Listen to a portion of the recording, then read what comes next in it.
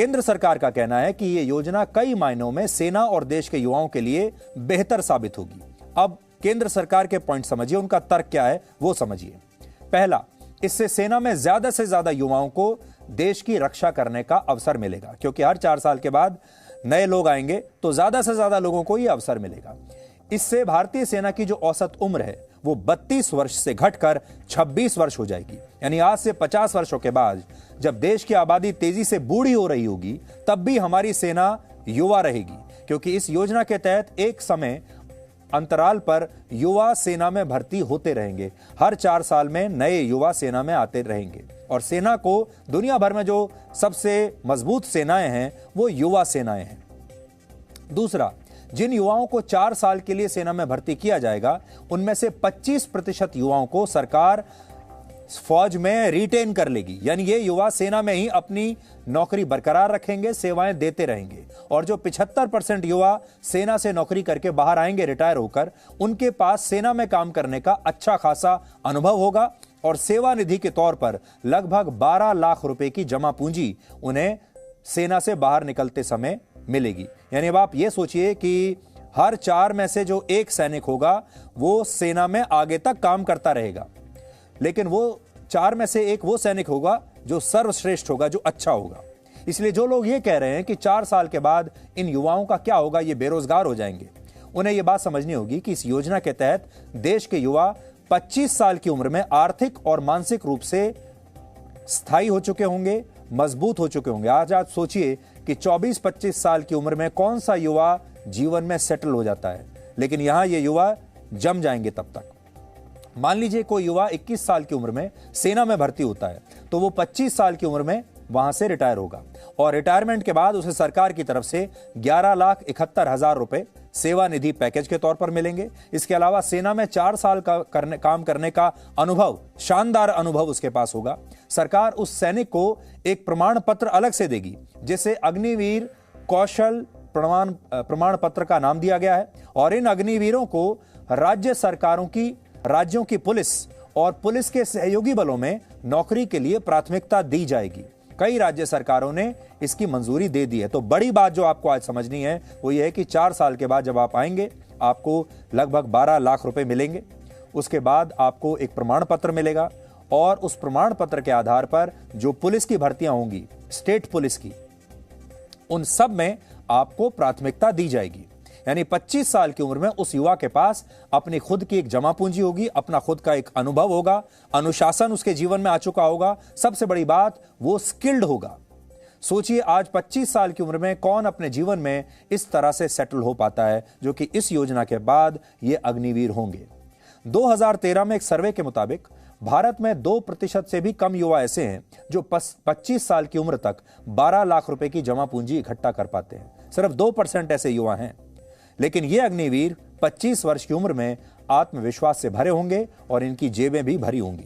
इसके अलावा केंद्र सरकार भी इन्हें अलग अलग नौकरियों में प्राथमिकता देगी। जैसे सेंट्रल आर्म्ड पुलिस फोर्सेज में जो नौकरियां हैं उनमें इन अग्निवीरों को प्राथमिकता दी जाएगी। इसके अलावा असम राइफल्स की भर्ती में भी इन्हें प्राथमिकता मिलेगी। सरकार इन अग्निवीरों को जो कौशल प्रमाण पत्र देगी उसके आधार पर इन्हें बैंकों से आसानी से लोन मिलेगा, जिससे अगर ये चाहें तो अपना बिजनेस भी शुरू कर सकते हैं। और प्राइवेट सेक्टर में भी इनके लिए बहुत सारी नौकरियां होंगी, क्योंकि ये अग्निवीर सेना में काम करने की वजह से स्किल्ड होंगे और इनकी क्षमता पहले के मुकाबले आर्मी की ट्रेनिंग की वजह से कहीं ज्यादा बढ़ चुकी होगी।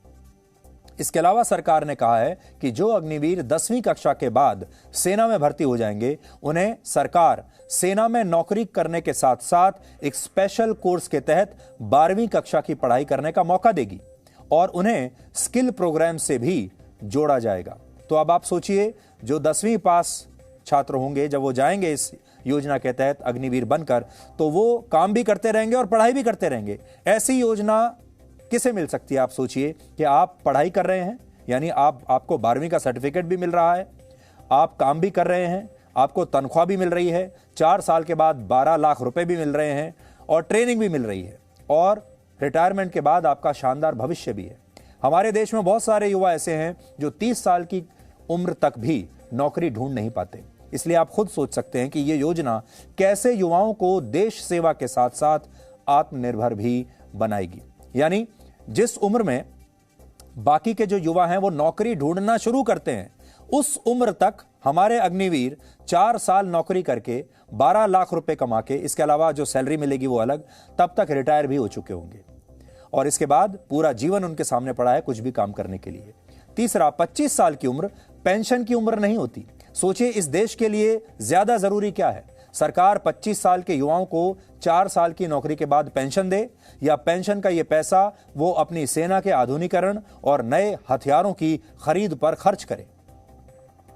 वर्ष 2020 और 21 में भारत का रक्षा बजट 4,85,000 करोड़ रुपए था, जिसमें से 54% हिस्सा सिर्फ सैलरी और पेंशन पर खर्च हुआ, जिससे सरकार चाहकर भी सेना के आधुनिकीकरण पर ज्यादा जोर नहीं दे पाई।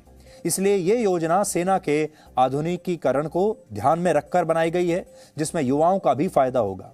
हालांकि देश के जो युवा इस योजना का विरोध कर रहे हैं, उनका क्या कहना है?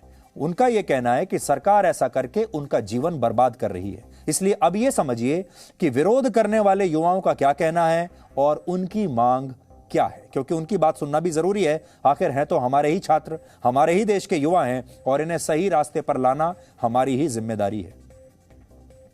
अभी इस योजना का सबसे ज्यादा विरोध वो युवा कर रहे हैं जिन्होंने पिछले 2 वर्षों में सेना की भर्ती की प्रक्रिया में हिस्सा लिया था।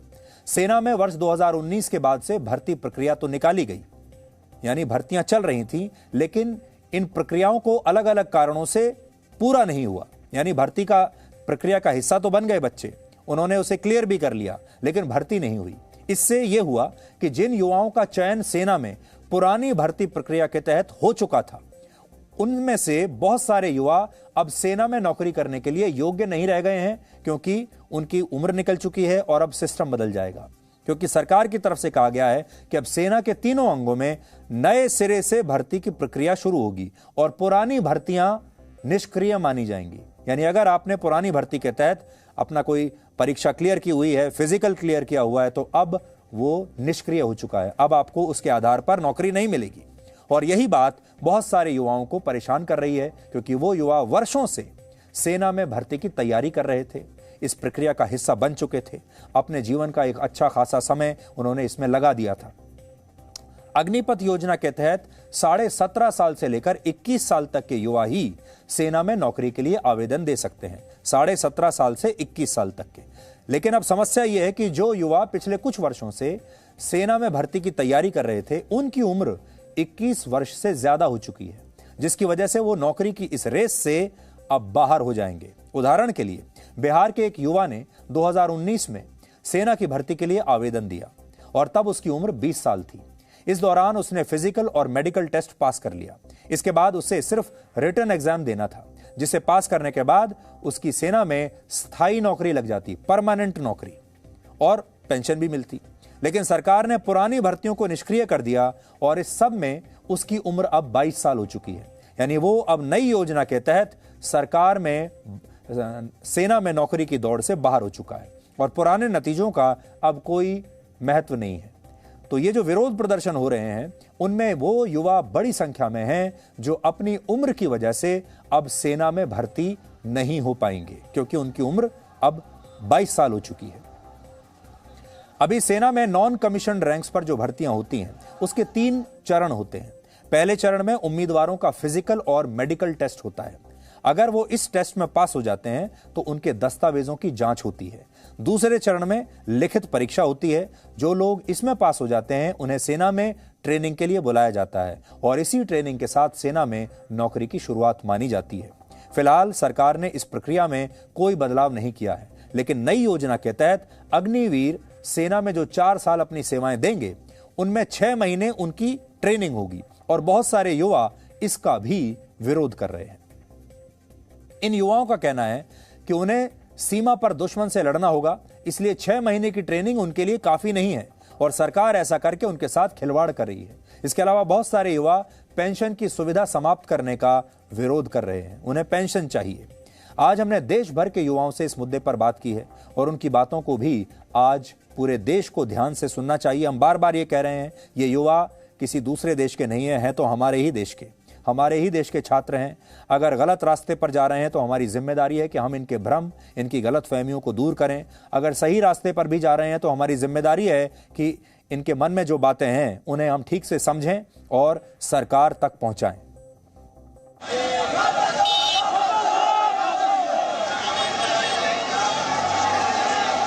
5 फरवरी के दौड़ कर आया, 7 फरवरी के मेडिकल लिया और 24 अप्रैल के एग्जाम का डेट दिया, एग्जाम कैंसिल कर दिया कोरोना के कारण। फिर 27 तारीख के एग्जाम का डेट दिया, फिर 27 एक दिन पहले 26 तारीख को कह रहा है कि आप लोग एग्जाम कैंसिल हो गया। फिर नवंबर में डेट दिया, तो 5 बार तारीख पे तारीख मिल रहा है, कोई अन्याय नहीं हो रहा। अभी तक 42 को बच्चा मर गया, उसका कौन जिम्मेवार है? नरेंद्र मोदी जिम्मेवार है कि राजनाथ सिंह है कि राधा मोहन सिंह है? आप बताइए। आज पहला बार ये लड़का आपसे सवाल कर रहा है।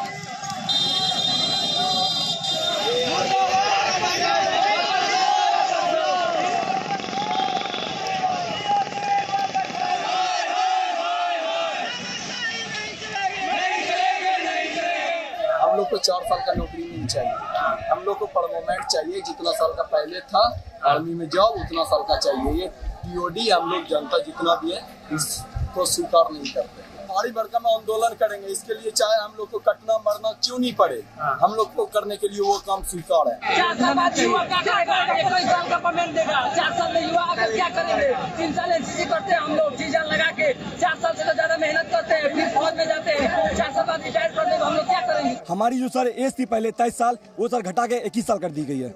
वो सर हम लोग को वापस चाहिए। हम लोग सर क्या करें? आतंकवादी बने, मोहवादी बने, सर क्या बने? आप लोग सर बोलिए हमको। 25% तो हम लोग खुश नहीं है। हम लोग 4 साल बाद क्या करेंगे? हम लोग तो बहुत मेहनत करते हैं देश के लिए। ऐसा होगा तो अब लड़का कोई आर्मी में नहीं जाएगा। हम कह रहे हैं कोई लड़का नहीं जाएगा। हर लड़का 4 साल का जो टीओडी लेंगे उससे अच्छा एलसीसी करेंगे, कहीं खड़ा रहेंगे, अपना दौड़ धूप करेंगे, बाजार देखेंगे, हर चीज देखेंगे। लेकिन सेना बाहर नहीं निकालिए, ये टीओडी बंद होना चाहिए। एग्जाम निकालिए पुराना वाला जो है, अन्ना तो हम लोग फांसी लगाएंगे। आर्मी की तैयारी करने वाले बच्चे क्या रोड पे आए थे, रेलवे का एग्जाम किए थे, ये टीओडी वापस लेना चाहिए सर। तो हम लोग कहीं के नहीं रहेंगे सर। हम लोग 5 साल एनसीसी करे और 4 साल के लिए फौज में जाइए, कहाँ का रूल रेगुलेशन है? 9 महीने की ट्रेनिंग थी उसे 6 महीने कर दिया गया है। और 4 साल में 6 महीने की ट्रेनिंग बाकी इंडो चाइना पाकिस्तान बॉर्डर पे अनुभव नहीं होगा। अगर सैनिक को अनुभव नहीं होगा तो वो बॉर्डर पे कैसे क्या करेगा? वो बॉर्डर पे कर क्या सकता है?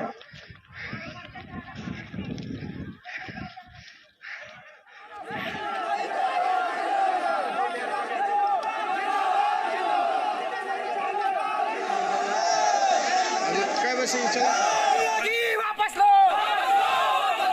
एग्जाम पूरा करो। 3 साल के बाद लड़का घर आ जाएंगे, लड़का बेरोजगार होकर के बवाएंगे। जो कुछ पैसा मिलेगा वो घर में खर्च वर्च करेंगे, शादी ब्याह करेंगे, उसके बाद लड़का बेरोजगार हो जाएगा।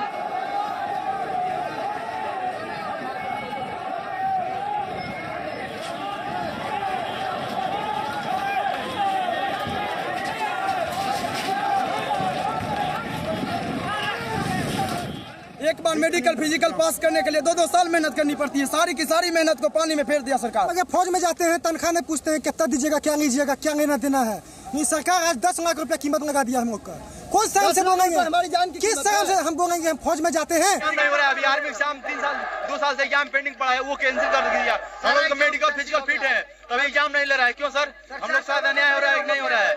इतना इंतजार करे सर, घर पे हमारा पैसा नहीं सर कोचिंग करने का। दिहाड़ी मजदूरी करके सर कोचिंग कर रहे हैं, ऊपर से 2 साल का वेट क्या लटका कह रहा पेपर कैंसिल। सर ये कौन सी बात हुई? जब तक हमारी मांगे पूरी नहीं होगी तब तक अनशन जारी रहेगा। मोदी जी बोल दिया आपको। तो बात वही है। जो 2 बड़े मुद्दे हैं वो ये कि हमारे देश के युवाओं को आज भी पुरानी पीढ़ी की तरह परमानेंट नौकरी चाहिए और पेंशन वाली नौकरी चाहिए। आज जो लोग ये कह रहे हैं कि सेना में 4 साल नौकरी करने के बाद अग्निवीरों का भविष्य अंधकार में चला जाएगा, उन लोगों को हम अमेरिका का उदाहरण देना चाहते हैं। अमेरिका में भी इसी तरह एक निर्धारित समय अवधि के लिए युवाओं को वहां की सेना में भर्ती किया जाता है और वहां लगभग 80% सैनिक अपनी सेवा के 8वें वर्ष में ही रिटायर हो जाते हैं। ध्यान से सुनिएगा आप, अमेरिका में 8 साल के अंदर अंदर 80% सैनिक रिटायर हो जाते हैं। यानी 20 साल में कोई युवा अमेरिका की सेना में शामिल अगर हुआ है तो वो 28 वर्ष की उम्र तक रिटायर हो जाता है और ऐसे सैनिकों को इसके बाद वहां पेंशन भी नहीं मिलती है। तो फिर क्या अमेरिका के ये पूर्व सैनिक भी अपने जीवन में कुछ और काम नहीं कर पाते और हमेशा बेरोजगार बने रहते हैं? इसका जवाब है बिल्कुल नहीं। वर्ष 2021 में अमेरिका के पूर्व सैनिकों की बेरोजगारी दर सिर्फ 4.4% थी और यह आंकड़ा वहां की राष्ट्रीय बेरोजगारी दर से भी काफी कम था। इसे आप ऐसे समझिए कि अगर अमेरिका की सेना में 8 साल की नौकरी करने के बाद 100 सैनिक रिटायर हुए तो उनमें से लगभग 96 सैनिकों को बाद में दोबारा नौकरी मिल गई। यानी सामान्य लोगों की तुलना में पूर्व सैनिकों को नौकरी ज्यादा आसानी से मिल जाती है क्योंकि वो स्किल्ड होते हैं, उनमें अनुशासन होता है, उनमें लीडरशिप क्वालिटीज होती हैं, वो शारीरिक रूप से फिट होते हैं और वो कठिन से कठिन चुनौतियों का सामना करना जानते हैं। आर्मी की जो ट्रेनिंग होती है वो बहुत प्रीमियम ट्रेनिंग होती है। ऐसी ट्रेनिंग आपको कहीं भी बाहर बड़े से बड़े कॉलेज में नहीं मिलेगी। इसलिए यह बात गलत है कि भारतीय सेना में 4 साल नौकरी करने के बाद हमारे अग्निवीर बेरोजगार हो जाएंगे। इसका मतलब यह है कि उन्हें अपनी काबिलियत पर भरोसा ही नहीं है। हमारे अग्निवीरों को अपनी काबिलियत पर भरोसा रखना चाहिए।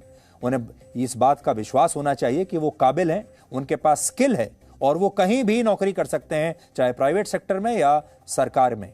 इसके अलावा इजराइल में भी हर नागरिक के लिए 3 साल तक वहां की सेना में भर्ती होना अनिवार्य है। वहां तो आप बच ही नहीं सकते इससे। हर नागरिक को 3 साल सेना में रहना है और वहां भी इन पूर्व सैनिकों को बहुत आसानी से नौकरियां मिलती हैं जब ये बाहर आते हैं। तो आज इजराइल की टेक्नोलॉजी इंडस्ट्री दुनिया के बड़े बड़े देशों को टक्कर दे रही है और इस इंडस्ट्री के विकास में वहां के पूर्व सैनिकों का बहुत खास योगदान रहा है। Presenting V News app available on Google Play and App Store. Download it now.